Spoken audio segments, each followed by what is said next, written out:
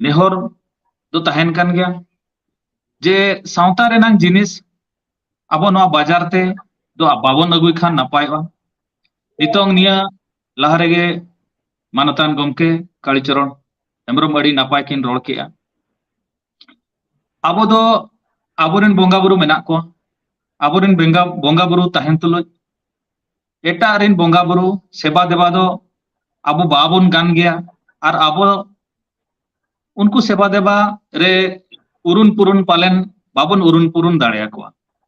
cheda aboren bonga buru ko juda gea akorin bonga buru ko juda gea abo abo lekate nudia karya henten te babon bonga buru ya abo do abo jaha ge mena akat leg bhag sautare onka lekate bonga buru do huyuk kana menkan chhatik ten chalaw kate raska selet unku salate seledo do dorkarok kan ge menkan abo sautare nang horok bande kate onde chalaw kate tumda tamak liye onde enejo do nase ho bang bugi kana noa koge sanam hor bon bichar ma ar med luturak ma bon ar noa do nehor kwali sanam nuka rusika boyha ko nitong abo adi chetan sen bon laha din gya abo samaj utnaw kan gya enej sereny ho utnaw kan gya ar rairit ko utnaw gya joto jinis gebon sap rakap aka menkan sap rakat tuluj ho no nongkan sap tege aro eta gadel ko bon idia ar onde abo judi bon eneja enkhan do chet ko metabona noa ko ge uyar bhabna ma jaha leka sapua kela ar bang nuku jaha bing enej ko jaha leka bon nyel ko jode bing e charhaw kana ar enej hochoy kana onka ge arho nuku mangkodo nocha bala jaha meta ko gari enej ko gari enej jaha leka dekhawai kana ar katare dale kana ar bakhan dekhawai kana hapa are don hochoy kana onka ge kichi abo laloch em kate ona kore alo ko don hocho bon ma abo ana do don hocho jaga bang kana nitong abo deher ge bon sikita kana ona ko katik uruma ar sauta renang sanama jinis ched lekare bon rofa dareya ona ko joto hor bon chestay ma menkhan रात रे चलाव कते एनेक दो नासे हो बांग ठिकुक kana मेना को रात गड़ी जहां बाबेर ते को ओरा ओना बाबेर अगु कते टोरोडांग को सायाल को आर बांग झिमरी को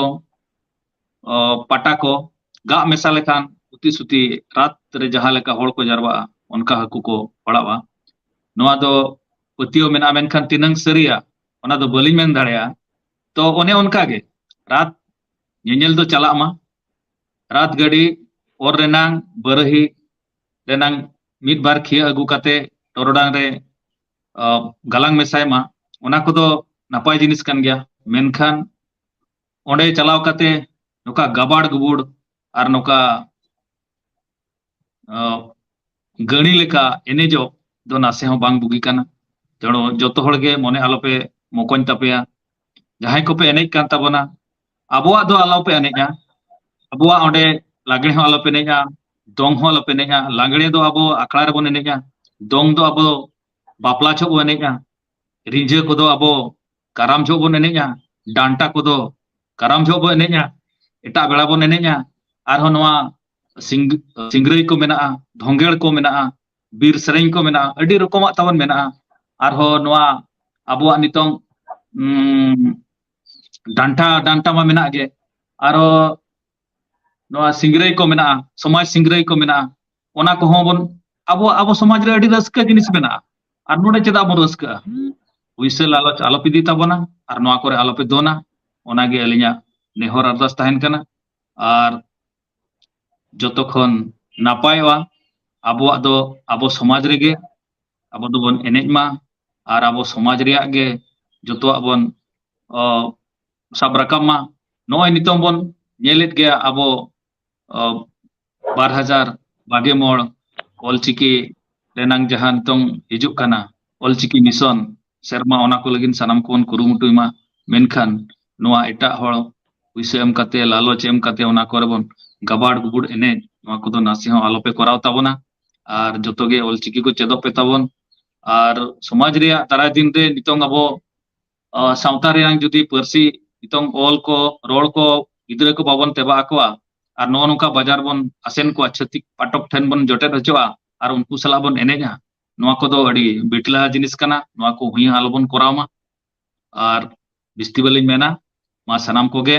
ᱥᱟᱦᱱᱟ ᱥᱮᱞᱮ ᱡᱚᱦᱟᱨ ᱟᱵᱚᱣᱟᱜ ᱥᱟᱶᱛᱟ ᱨᱮᱭᱟᱜ ᱥᱟᱱᱟᱢ ᱠᱚᱛᱮ ᱫᱮ ᱡᱩᱢᱤᱫ ᱛᱮᱵᱚᱱ ᱨᱚᱯᱷᱟ ᱫᱚᱦᱚᱭᱟ ᱟᱨ ᱡᱚᱛᱚ ᱦᱚᱲ ᱡᱩᱢᱤᱫ ᱛᱮᱵᱚᱱ ᱛᱟᱦᱮᱱᱟ ᱫᱤᱥᱚᱢ ᱨᱮ ᱟᱹᱰᱤ ᱜᱟᱱ ᱟᱱᱟᱴ ᱮᱴᱠᱮᱴᱚᱬᱮ ᱦᱚᱭᱫᱟᱜ ᱞᱮᱠᱟ ᱦᱤᱡᱩᱜ ᱠᱟᱱᱟ ᱚᱱᱟ ᱠᱚ ᱡᱚᱛᱚ ᱦᱚᱲ ᱛᱮᱵᱚᱱ ᱫᱟᱨᱟᱢᱟ ᱟᱨ ᱥᱩᱞᱩᱠ ᱛᱮᱵᱚᱱ ᱱᱤᱨᱟᱹᱭ ᱨᱮᱵᱚᱱ ᱛᱟᱦᱮᱱᱟ ᱡᱚᱦᱟᱨ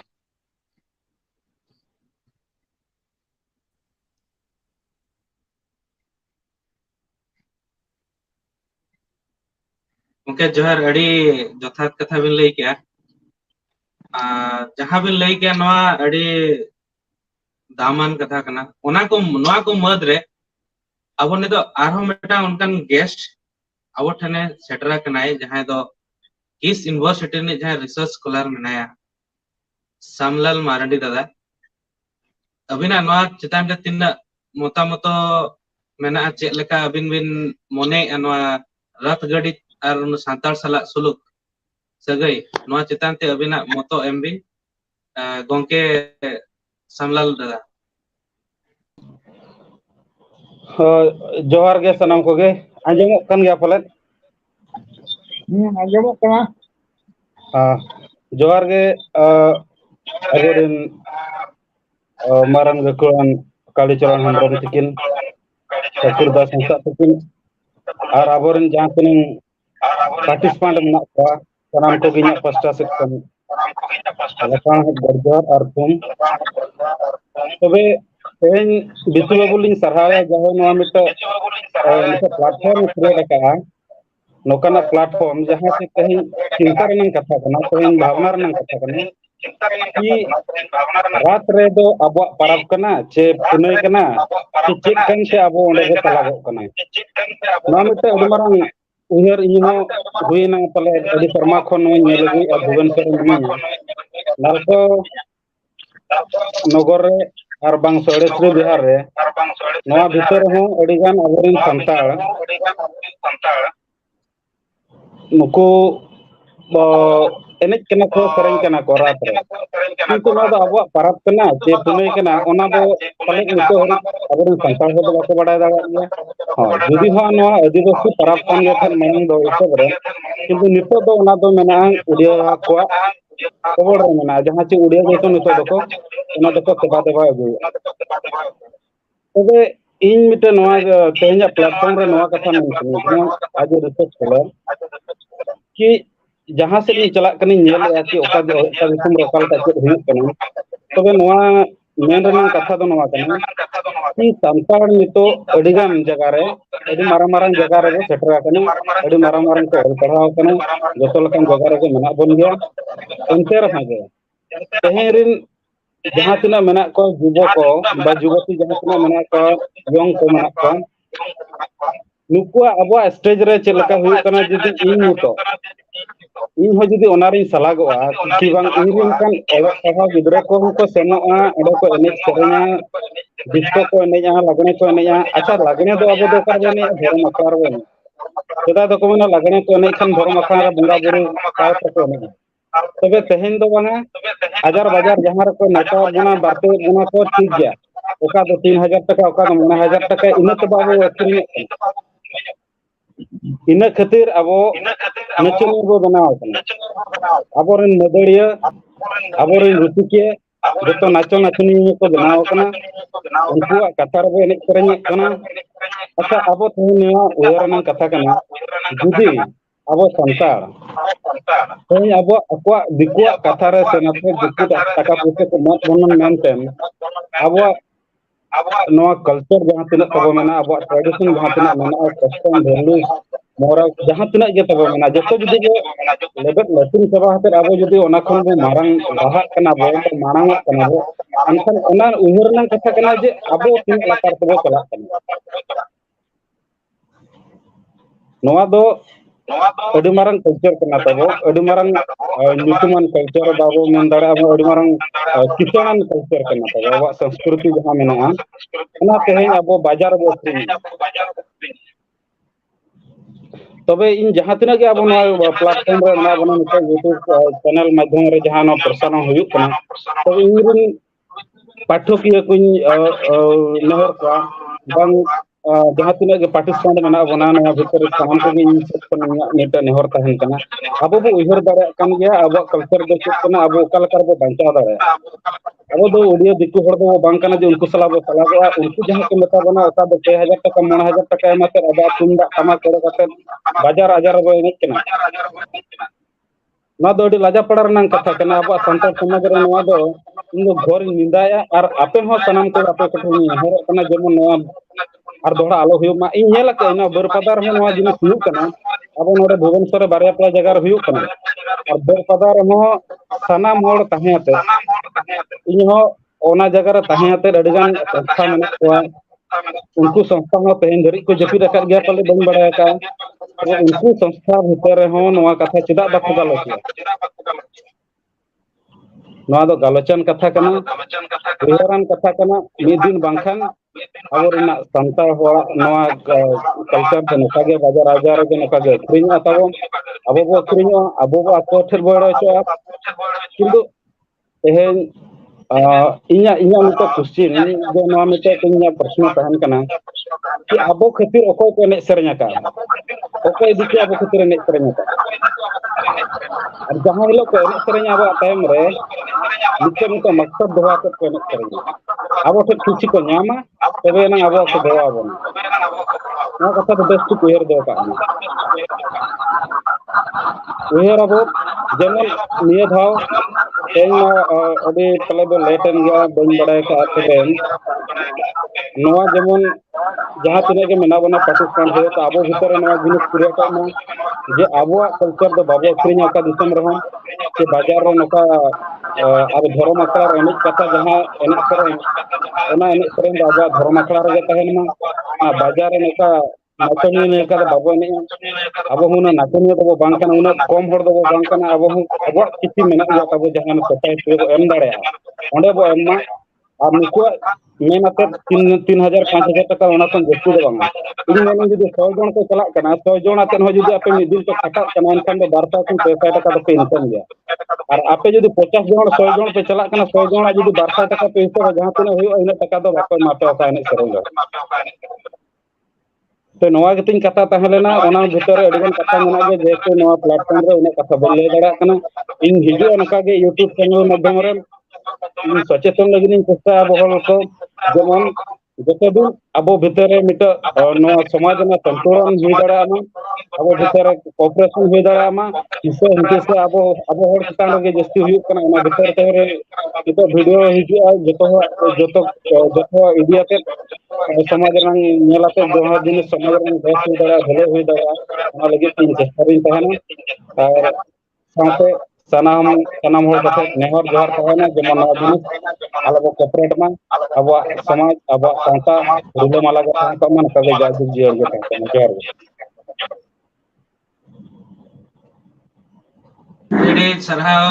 सामलान दादा अबिना कथा खुना बड़ाय कना जे जहां तिना गे हड़ को सिकितो कना उना गे अब सावता डहार खुना अब आदो कना जहां तिना गे हड़ इकोनॉमिक चितान रे नितो जहां तिना बो डिपेंड या उना गे हड़ बांगमा पैसा लालचते बांगमा उपाया दड़ी को दल करधन ते जहां लका माध्यम ते अब हड़ को आदो कना और नितो सेचेत लेकन दिन रे सेचेत लेकन जुग रे नोआ लका बो जहां नोआ पैसा एम कते अब को इदी बना आर को एने इज्जत बना नोआ दो अलिंग पास्टा सेट कना हो मेटांग निंदनीय अलिंग बलिंग कुसिया कना तो नोआ को बाबत ते तेला दोह लगित ते अलिलिंग नेहर किना ठाकुरदास हंसदा तकिन जहां नितोगा सिस्टमेटिक एजुकेशन साथे अब सांतार कल्चर सलाते चेका बो सांतार को तिना गान को उहर न्याम दाड़ी आचे बांगा गोके ठाकुरदास अड़ी सराव मनतन बिस्ना तो अड़ी नपाय का कुकली बिन दोहो किया नोडे टटका मिटांग जिनिस लिंग मेना अब तो नित्य बन शिक्षित है मुरुख जुदी बन शिक्षित खान तो काले कबन शिक्षित आज जुदी मुरुख खान बन काले कबन मुरुख अब बन मेना सेदाय हापड़ाम को मुरुख ओल पढ़ा तको बांग ताहे का मेन खान सावता रेनान जहां तिना रायरे हरो बांधे हेन तेन पारा करतु सनामा आको भीतर के ताहे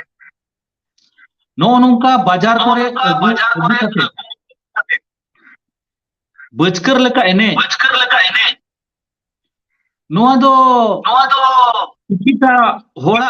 कना तो मुरुख होड़ा कमी कना जुदी आबो शिक्षित गया बन ओकाल का तबन जुदी आबो ठीक लेका तबन शिक्षित आबो परती आबो रायरी आबो सावता लेका तो जुदी बन शिक्षित इनखान दो नोनका बाजार करे दो नोनका बचकर लेका तो बाबो नहीं आबो प्रकृति शिक्षा बाबो ᱧᱟᱢᱚᱜᱼᱟ सावता रेना सेचे परसी रेना सेचे आबोआ लेग भाग राय रीत तारा तिना परसी रेना सेचे जहां तिना सोनत मेना धर्म देया राय रीत रिया अरि चली रिया नोआ सेचे दो आबो ठन बांग गेल ᱧᱟᱢᱚᱜᱼᱟ नितों अली मिट बार कथा लिंग मेना हो मेटा आबो नुको ओकोय मेता को कना नोडे ने पे आबो जहां रे बन तहना सगै तो बन तहना जहां रे आबो बन टोला बन बेरेत का अतु बन बेरेत का मेटा मजी का बन तहना मजी राय बेगो अतुरिन कोड़ा हो कोड़ा को आति कुड़ी हो कोड़ा रूसी का अखड़ा हो बांगड़ा को तोबे नितों उनी मझी चेले करे डामाडोलो नुई मझू डामाडोलो कान कुतिर तेगे तो आजा अखड़ा जहां धर्म अखड़ा अतुर एने कथा ओला रे एने कथा ओना अखड़ा अदु ताते बाजारे अगुना दिसम होर समांग रे छतिक पटक समांग रे ओचकर लका एने इनखान मझी कमजोर मझी केटेजो आबोआ जहां नवा कस्टम मेना ट्रेडिशनल मेना ओडेना जहां रू ओरम मेना ताबन जहां तुमदा मेना टमाक मेना चोरचुड़ी मेना घुड़ी मेना ओना दो सावता रे लगिन गे सावता रे नांग रस्क रोमज लगिन सावता सुसर ले नांग जिनिस का ओना दो ओडे गबन व्यवहार मेनखान दिकु ठेन नितो जहां दिकु को दिगला बन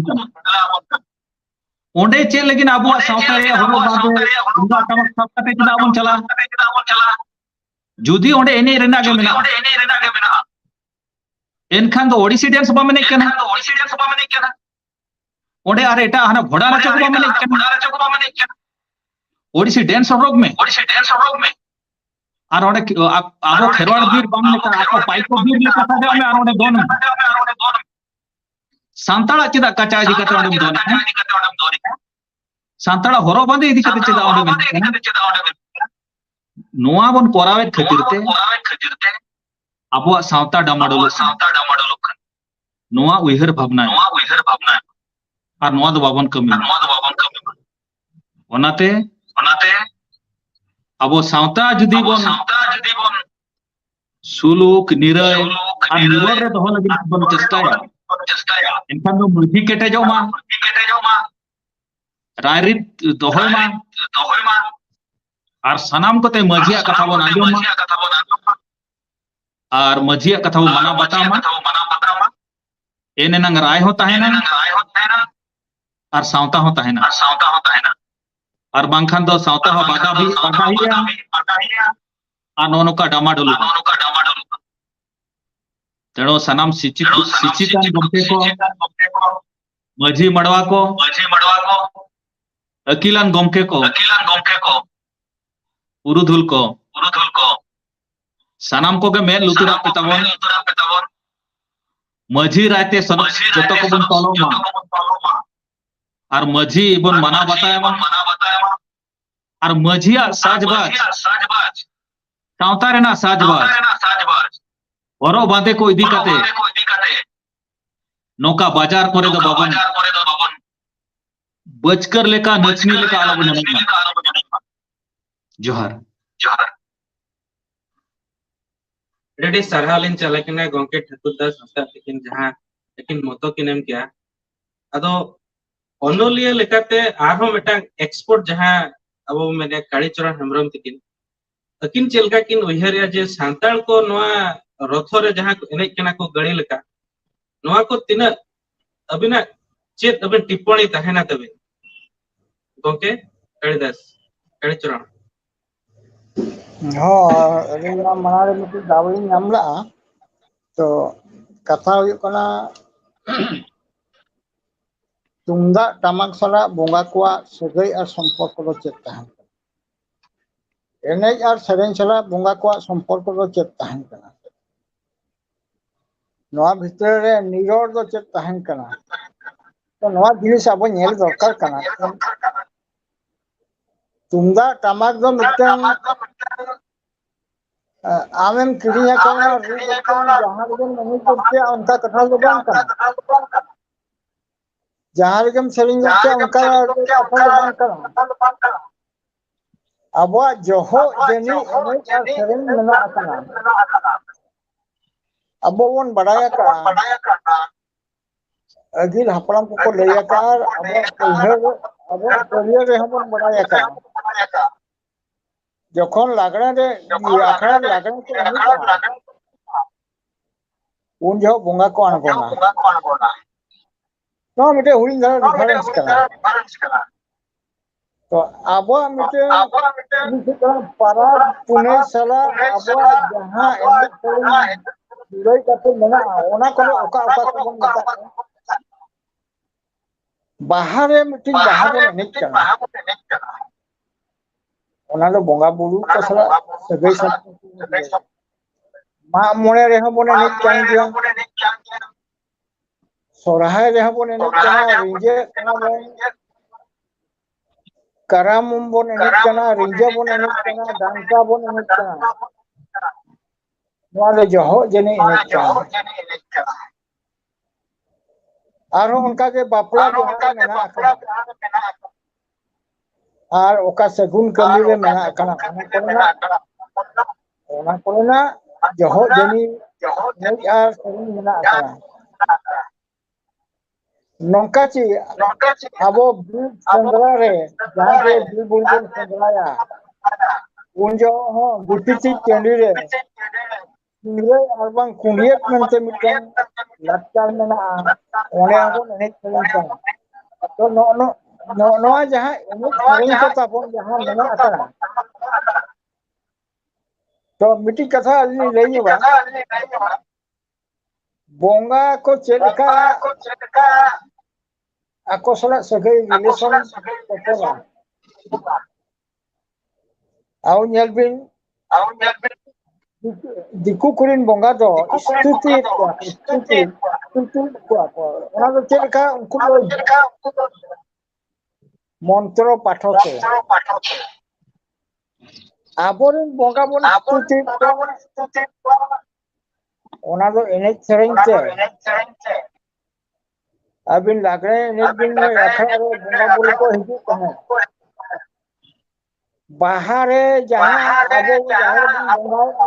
बोंगा को हिजु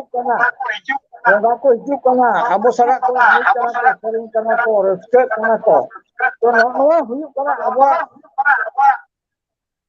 जाय चट कना बोंगा बुल सरा संपर्क को मेना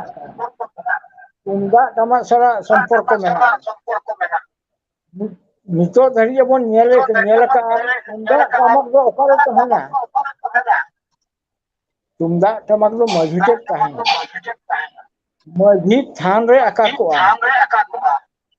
तो ओना जे तेज मजी थान रे आका तेज अब जुदी नवा लेकाते होवा बन ओना हिजु पे संतार हिजु पे मान ओरे सेरेन पे निजे कथा एमाते तो नुकु जहां ने सेरेन को चला का नुकु तो मजी को इन्फॉर्म करा के बना नवा को के गोबल का नवा को के बड़ी का जहां के बोंगा रे सफाप के दाम जाहे अब जहां रे जेमन दाम जाहे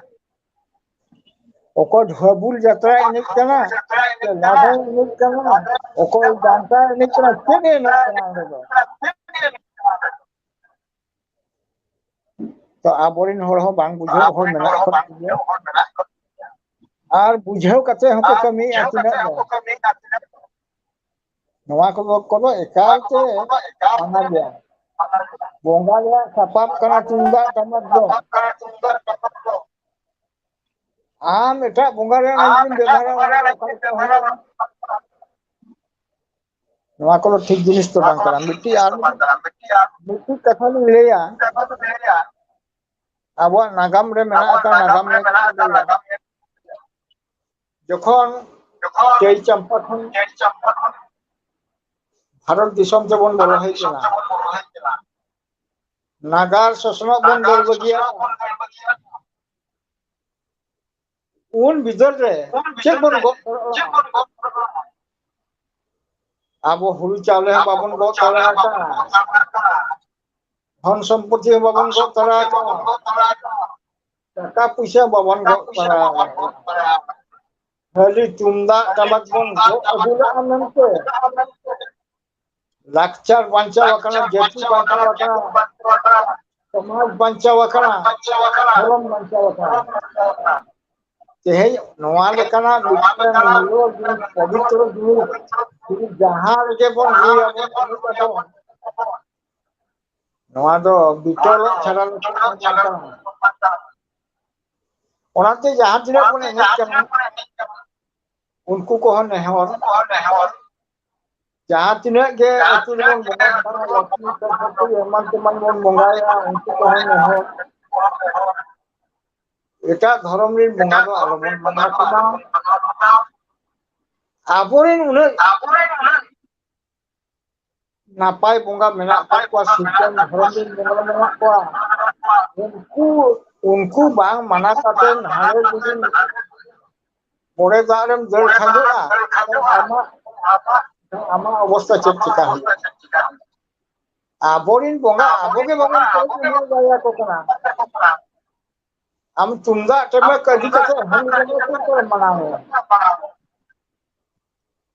आबो सामताया कथा आबो कथा आबो धर्म रे कथा नवा लेकाते आम कुदमेम उरुम गया नवा अर्ज हन नामो गया अलो नवा को एकालते बारन गया बयते नवा को बन दरकार कना अब बाबन नरे ठकुर बाबू के मन के सीखने तर स्किल भीतर सीखने का कान रे होय बनु मन खान दो उनी दो नका बेभरम कमी नरे मा आबवा क्वेश्चन रे चिका अदो बना चिका दो आम थे के कुकुरी मेना आम थे के बनु मेना आम थे के अंसार मेना ओना के बन सकरा कर चिका तो नवा को एकाल ते बन दरकार का हेलो देहन कथा तो बोल ले चार घंटा चाबा जावरा है ना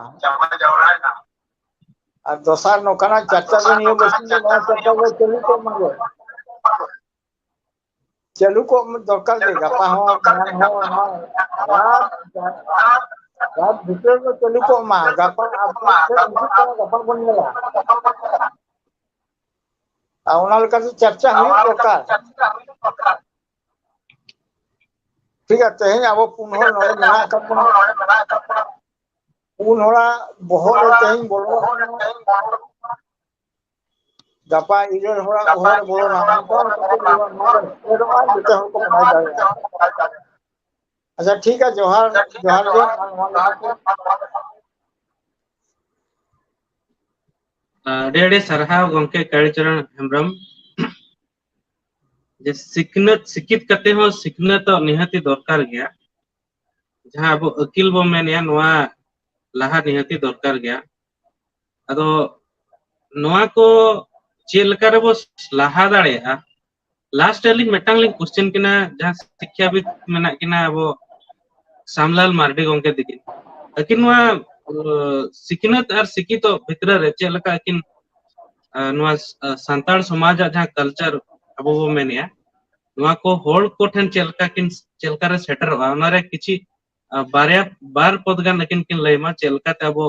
समाज और नोआ जहां एजुकेशन और ना अब अरिचली समाज रे इना बस सही वो उन्हें ताड़िया सिकनत और अकील सिकनत और अकील होय सिकनत और अकील ओके सामलाल तबे ठीक है तबे नोडे कालीचरण हेम्ब्रम तकिन मेना किना गंके ठाकुरदा संस्था तकिन मेना किना तबे नो अकील ज्ञान जहां बो मेने नो बार प्रकार शिक्षा मेना नितो हुयु कना नैतिकता शिक्षा बा मोरल शिक्षा जहां बो मेने और मिटा हुयु कना सर्टिफिकेट शिक्षा जहां सर्टिफिकेट बो शिक्षा बो ग्रहण ओना दो अब अकील ज्ञान दो मारांग आके सेना आके दो ओना दो बाबो मेनदा बंखान मिनहोर बंग पढ़ावतेन हो जहां लका कि मिटे ताहलेना भीमो भोय मेनतेन बड़ाय गया तले नी हो उना अकील दोता हिसाब दो माने शिक्षा दोता बाय ताहलेना निका दो मोरल शिक्षा जहां ताहलेना बंग नैतिकता जहां ताहलेना अकील ज्ञान के बो मेना अब संताड़ ते दो जहां होर से अकील ज्ञान मेना उनको दो नवा कथा को विचार दाड़े को उहर दाड़े को और जहां बांग नोका नोका के शिक्षा मितो जति नेल दुनि होला ज्ञान रे मा बा शिक्षा रे जदि जहां हो होड़ मेंतन हो दाड़े दा अब ले जहां तिना जे मेना रीति रिवाज तब अब भितर मेना मिद होड़ अब सोसाइटी रे तहे ते अब समाज रे तहे ते जहां अब समाज बाय टिके दाड़े दा सावता बाय टिके दाड़े दा अब अरिचली बाय टिके दाड़े दा अब भाषा हता बाय टिके दाड़े दा तबे ओनार नंग शिक्षा दो ओना दो शिक्षा दाड़े जहां नोआ को साबते मारंग पे लहा ओना जे प्रकृत शिक्षा जहां दो मेना तबे नोडे अडिगान अबवा भितर रे मेना को गया सनम पठे को मेना को गया जहां दो तेहन को ओक कान गया को अडिगान डिग्री को कराव का गया साथे उनको हाबो सावरे मेना को गया तबे अबो को उहर दरकार तेहन जुबो को उहर दरकार तेहन जहां तिना यूथ को मेना को तेहन उनको को उहर दरकार जे अबो जो शिक्षा को नाम किया तेहन उना गान डिग्री हो दी किया अबो को उहर दरकार जे नो सर्टिफिकेट शिक्षा दे टिकट बो शिक्षा मांग टिकट बो लहा तेहन जदि अबो सांता गेबो बदली तो कना अबो सांता गेबो हिरके हा कना तबे गपा अबो आइडेंटिटी बाय तहन अबो मिटे चिन्ह बर्णा के बाय तहन तबे नवा शिक्षा इदिया के दो चेन बाबो दो जने तबे ओना खातिर मेन किया जनरली अब जो मेन साधारणत बाबरे बार प्रकार शिक्षा जहां के मिटे नैतिकता शिक्षा बा मोरल शिक्षा अब हम मेन दरा कना और मिटे हुकना सर्टिफिकेट शिक्षा माने अडिगान बिन पढ़ाव का किंतु अकिल ज्ञान दो मारंग को दो कलका बो व्यवहार को उडी को दो कलका व्यवहार को अब अरिचली दो कलका बो चिकाया ओना हो जदि अब भीतर रे उन भोरे बाय हिजुआ तबे ओना दो सर्टिफिकेट शिक्षा इदिया ते दो अब लाइफ रे नाम दो चेंजेस तो बाय हिजुआ लास्ट रे अब जतो ठे कोन दो मोन का गबो दिनलो बो एड़े चोआ लेबे लापल उंडे बना को ᱚᱱᱟ ᱠᱷᱟᱹᱛᱤᱨ ᱟᱵᱚᱨᱮᱱ ᱯᱟᱹᱴᱷᱩᱣᱟᱹ ᱠᱚ ᱤᱧ ᱫᱚ ᱡᱟᱹᱥᱛᱤ ᱡᱩᱛ ᱠᱚᱧ ᱢᱮᱛᱟᱣ ᱠᱟᱱᱟ ᱛᱮᱦᱮᱧ ᱟᱵᱚᱨᱮᱱ ᱦᱚᱨ ᱰᱟᱦᱟᱨ ᱩᱫᱩᱜ ᱵᱟᱠᱷᱨᱟ ᱢᱮᱱᱟᱜ ᱠᱤᱱᱟ ᱯᱚᱨᱤᱪᱚᱭ ᱦᱮᱢᱵᱨᱚᱢ ᱴᱷᱟᱹᱠᱩᱨᱫᱟᱥ ᱦᱟᱸᱥᱫᱟ ᱱᱚᱝᱠᱟ ᱜᱮ ᱟᱹᱰᱤᱜᱟᱱ ᱜᱟᱹᱠᱷᱩᱲᱟᱱ ᱦᱚᱲ ᱦᱚᱸ ᱢᱮᱱᱟᱜ ᱠᱚᱜᱮᱭᱟ ᱥᱟᱶᱛᱟ ᱥᱚᱢᱟᱡᱽ ᱨᱮ ᱩᱱᱠᱩᱣᱟᱜ ᱦᱚᱨ ᱰᱟᱦᱟर ᱩᱫᱩᱜ ᱛᱮ ᱟᱵᱚ ᱵᱮᱥ ᱦᱚᱨ ᱛᱮᱵᱚ ᱪᱟᱞᱟᱜ ᱢᱟ बेस बो कमी मा और ना साहता समाज लगी की बो करा दाड़ा मा और ना नाचनिया और बांग बाजार आजार नका जहां लका बो एने सेरेन कना नवा को जेमन आलो हुई मा ओना को इन तमाम हर कोठे नेहर इन दोया इन कथा गिन मेना नवा सा माने शिक्षा शिक्षा एरिया ते नया गतिnya view tahena dar प्रकार शिक्षा सर्टिफिकेट शिक्षा हासिल बांगते अब मिटा मोरल शिक्षा को दिबा मानसिक शिक्षा को दिमा इनगे रना कथा दो अडेडे जोहार जहां जहां भी लई के नैतिकता शिक्षा एंड जहाना सर्टिफिकेट शिक्षा एंड मोरल शिक्षा ओना भितरते जहां किन कल्चर एक्सपोर्ट जहां बो मेना अब ठाकुर गंके तकिन अबिना मतो चेत मेना नवा बाबतते गंके ठाकुर सरागे बिस्रा तो शिक्षा मेन लेखा दो अबो जहां लेका नुकिन सामना बाबू तकिन मेन के बेटा सर्टिफिकेट शिक्षा जहां स्कूल करे बन नामे आखड़ा करे बन नाम और बेटा नैतिकता शिक्षा जहां के मिना जे टटका मेन गाना ना अबो सावता के सावतारी शिक्षा अब जहां जहां कल्चर खन हेजना जहां सोसाइटी खन हेजना जहां फैमिली खन हेजना ओंडे गे अब जो आयो बाबा कथा बन चेदक खन आयो बाबा कथा बन चेदक खन ओंडे गे अब दाका जम न्यू रेना रो बांदे रेना आचार व्यवहार रेना बन चेदक पारा पुनय रेना बन चेदक बोंगा गुरु बन चेदक कना गोड़ जोहार बन चेदक कना सगई बन चेदक कना और जहां नवा अब रायरिक जहां का डिटेल को ओना को बन चेदक कना तो ओना को बेगोर दो अब सावता रेना शिक्षा दो ना तवन बन कना अब जुदी सावतारी शिक्षा नैतिकता शिक्षा बाबत नाम लायन खाना अबिन मारांग हड़ हो बबिन देवा सेवा बबिन गपाल मरा ये अबिन हो उन्हें व्यवहार के बबिन मेटा पेड़ा हिजो अबिन जुदी ओना नैतिकता शिक्षा तो निगम अनखान पारकम हो बबिन बिलाया चे गोर जोहार हो बबिन एरा तबिन हो लोटा दाबाय तेणु नोनवा को ओकालेका मारांग हर को ओकालेका को सुधारा को पंजार को अजनार को आरो अडिगान सगय मेना जाते को कुल पेड़ा को बाला को एई रकम अडिगान गुजरा गुजरा को अडिगान के मेना तो नोनवा को सगय रना मेना समाज ना मेना बोंगा बुरो ना भाणा बिती छटियर ना मेना तो बे अब अडी रकम मेना तो नोना को चेदो इंजे बेटांग ओल पढ़ाई ने डिग्री काम डिस्टिंक्शन नाम के पीएचडी के मेनखान इन बई ले दारे इन बाबा हे लेनखान इन जरा चे लेकाय गोड़ जोहारा गाते को कोई लेनखान कालकाय सुदो और जदी उनको समान रे हो को कोई नौनार को कोई बहु पे अड़ा का आईटी चिटी आए उनको लादा दरा मा कोयन खान मा अबिन मा साता के बर्बाद नोनवा जिनिस दो हुई खाना अब नोटा रे नैतिकता नोआ को तेवा दरकार अब अड़ी चरा बोंगा बुरु अड़ी चरा गोड़ जोहार मेना बेगार गया तब और नितों नेल बेना गोड़ खन तकन को जहां बोंगा आइजु बोंगा गोड़ खन गोड़ जोहार को हिजु तिनन चरा लाटान जिनिस खाना अब अड़ी थोरस जिनिस में अभी नितों नेल बेन नेहान मोबाइल करे हेलो बन मेने ओना हेलो को तो अब संताल वर्ड सिम को तो अब संताल वर्ड जहां अब नथिंग जुते चलो जोम को तो अब ए बी सी डी अब तीनंग सोरेसा बी मेन लेखान दाका जम बी सी मेन लेखान बहुत सी हेचो डी मेन लेखान बागे डी हेचो उनका अड़ी गान जिनिस मेना अच्छा डीडी बिन मेना डीडी डीडी एकना डीडी डबल डी हेचो बीटी बीआरटी बीटी हेचो किना सोरेसा तो नो को अब चलो दरकार केड़ो सावता दो अब सेकेट सला और बांगा इंस्टीट्यूट सला हो पूरा जोड़ो मेना जोतो जिनिस के मेना जहां बांग्ले गनोगा जिनिस हो मेना उना को अब मैक्सिमम वर्ड संताल वर्ड तो अड़ी गान अड़ी सोरेसा और साहेब वर्ड सला जाए इंग्लिश सला पूरा तुले जो खाता में और पूरा उना सला पूरा तेड़ो अबुरन जहां तीन के मेरा को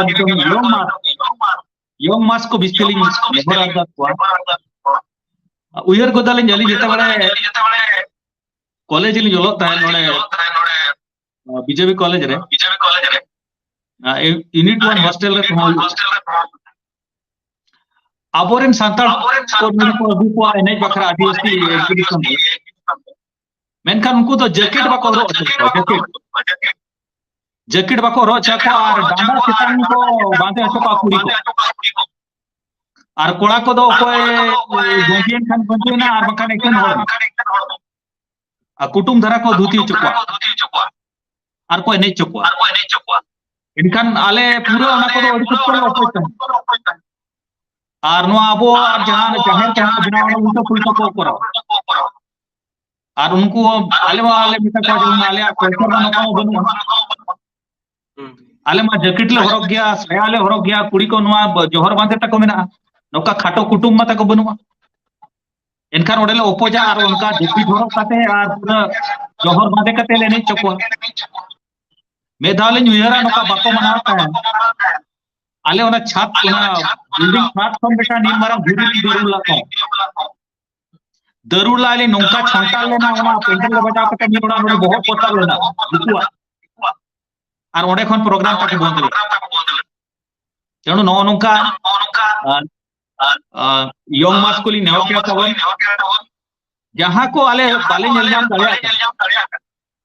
उनको तो आपे पे नेलजाम में खान तो आपे जुमित करते ओना तो बारन पे तेहेन जहां कुड़ी को अब सावता और बांधे कते को चला कना रथ यात्रा नेल कम से कम नोका बनारती दुका जोहर कते माना को पे जो बीती नोआ तो आम नोआ सांता ना हरो बांधे कते नोट को हिबू दो बांग ठीक लेता दो आम तो ओड़ा चला में और हरो बांधे नोआ फजल कते हिबू और बांखान तेन दो नोआ आराध दो बाले जल को जुदी नोका मेटांग बारे तो का जुमित कते पे मना को एनखान दाराय दिन रे हिजुकान शर्मा दो कोई हो नोका सांता सोरी सांता हरो बांधे कते तो बाको चला और गेल गोटा गान कोड़ा जुदी जुमित तक चला ओकोय मझी ओका टोला रे कुंडा टमाट कते हेक कते नोडा को एने kana उनी मझी जुदी आपे पे नेताया बया आमा दो डिबरान गलती किया ओका दिस हुदिस कते आम ओका राय पे नुकु कुंडा समय विधि कते हाने आखड़ा बनाव तो के नोआ दो बंद में और बांखान आले सेटा करे और बांखान एटा दिसम रिन जहां पारगना को मेना को पारगना को ओडेले अरदासा ओडेले नेहरा और आमले बारन नो नका जदि पे कुरुमुटुया एनखान निहाती नोआ दो आबोरी संताल दो पूरा पको ने जा तो योंग मास को कड़ी ना को उलु भरना तवन और आपे पे छूटे लेनखान नोआ तो पूरा पूरी बंदवा गारंटी मेना इन्या पुतियो मेना जे नोआ निहाती बंदो अंत तो आबुआ हरो बांधे कते हर बाको ठीक है मां जोर के तहन जतो एडी सरहा दादा यूथ को नोआ चितन रे तीन ज्ञानती धारा तक ना नवा बाले लय दाड़िया किंतु आले जा इंस्टीट्यूट और आले जा स्कॉलर बना को नुकु को माध्यम ते आले ले चेष्टाया अबिना जहां कुकमु मेना समाज जहां कुकमु मेना अब सांताल समाज रे जहां अरि चली मेना जहां रे अब सांताल समाज रे जहां माझी परनिक सिस्टम मेना अब सांताल समाज रे जहां माझी रायरित मेना जे आखड़ा रे गे एने सेरेंग हुईवा आर ओना आखड़ा बेगर एने सेरेंग बाय दिदोआ नोआ लगन सिस्टम डेवलप ते हुआ जे नितो मा अडिगान समय हो लहा इदियना तो नोआ को तेहेन जहां बो डिस्कशन के नोआ को न मांग धारा बो डिस्कशन अड़ी चेहरा हुईवा फिर भी तेहेन अब सोशल मीडिया रे बो गलमराव कना अब पखाबकी 12,000 हॉल को नेल बना ना लाइव सेशन रे फेसबुक ट्विटर इंस्टाग्राम और यूट्यूब रे मेना बना नोआ माध्यम तगे दिसम हॉल को ठेन जहां बो मैसेज बो एमिया उनको को बड़ाय दाड़िया कना और उनको हो जहां यूथ को नोआ सला कनेक्ट मेना को उनको हो नोआ कमी होरा रे जुड़े को तहना में ते अलिन ले आसवा अदो तेहेन दो नोडे तेहेन जुड़ावकन 12,000 जहां सेशन को नेले उनको को सावते नेवता पेड़ा जहां कालीचरण हेम्ब्रम सावते ठाकुरदास हंसदा तिकिन जहां मेना किन एक्सपोर्ट लगाते सावते दादा शिक्षाविद बांगवा शिक्षा स्कॉलर एजुकेशन रे स्कॉलर मेना किन दादा श्यामलाल मार्डी तिकिन सनाम कुन नेहर बना सनाम कोठन इया अरदासिन चाला जे हिजुकन दिन रे आरो नवा नवा कथा अंजम लगी इन दिसम हॉलिंग नेवता को